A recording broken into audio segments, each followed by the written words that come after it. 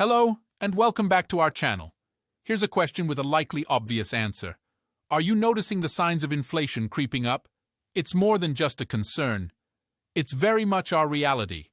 Prices are on the rise, and it's not just us raising prices. Everyone is.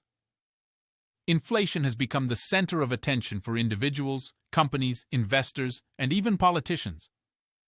Over the past year or so, it's been a hot topic, and rightly so. In this video, we're diving deep into the world of investments during inflation, and we're doing it with insights from none other than the legendary Warren Buffett, a seasoned investor at the ripe age of 91 who's witnessed the ebb and flow of inflation. We've poured over countless hours of Warren Buffett's wisdom to bring you this knowledge, and all we're asking in return is a little click on that like button, and if you haven't already, a subscription to our channel. Now let's get into the thick of it. First things first, let's talk about the worst investment during inflation: cash. Warren Buffett, along with billionaire Ray Dalio, echoes the sentiment that cash is, well, trash during inflation. But why? Because when inflation strikes, the cash you have stashed away in your savings account or under your mattress is losing value day by day, week by week, month by month, and year by year. The key takeaway here is understanding your investment returns in real terms. It's simple math. If your investments yield 10% in a year, it might seem great, but it depends on the inflation rate. If inflation is, say, 7%, your real return is only 3%. Cash sits at the bottom of our hierarchy because its return is essentially zilch, and holding on to it allows inflation to erode your purchasing power. Now, moving up the ladder, we have fixed interest rate bonds. They're often considered safe, but according to Buffett, they aren't as secure as they seem during inflation. Here's the deal. The current yield on a 10-year U.S. government bond is around 1.8% at the time of this video, 2023. Sounds all right? But if we consider a 4% inflation rate, a very plausible scenario, your real return on that bond becomes a bleak minus 2.2%.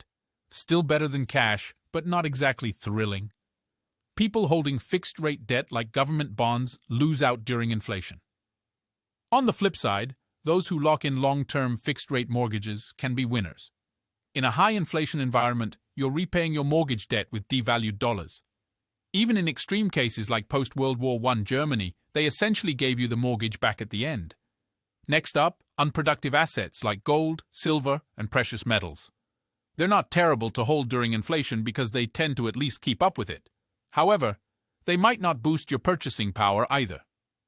As Buffett puts it, all the gold in the world would make a cube about 67 feet on each side.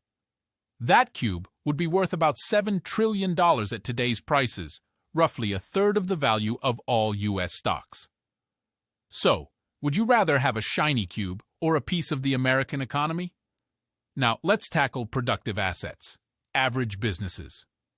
These businesses often require substantial capital to operate, and that's a problem during inflation.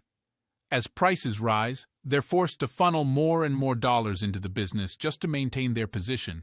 It's like treading water. You're expending energy to stay in the same place. As Charlie Munger aptly put it, some businesses keep reporting profits, but there's never any cash. You don't want to be in that boat during inflation. Another aspect to consider: pricing power. Think of it this way. If a company raises prices by 10%, how do customers react? Companies like Apple have loyal customers who gladly pay whatever is asked, while others in commoditized industries compete solely on price. Companies without pricing power find it tough during inflation because rising costs can't be easily passed on to customers. Now, let's get to the good stuff: productive assets that are great businesses. These businesses require minimal capital reinvestment to grow. Think about companies with strong brands or tech-focused firms like Microsoft or Facebook. In these businesses, the initial investment is high, but the ongoing reinvestment is minimal, making them capital light. If you own stock in these types of companies during inflation, you're in a great spot.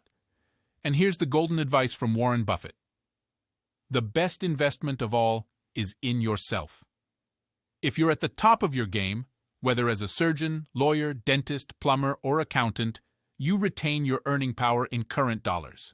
Your expertise is your ticket to charge what you're worth, so invest in yourself, become the best in your field, and you'll thrive in an inflationary world. We hope you found this video enlightening. Remember, our goal is to make you a better investor by sharing the wisdom of the world's greatest investors. So, like this video, subscribe to our channel and stay tuned for more valuable insights. Talk to you soon.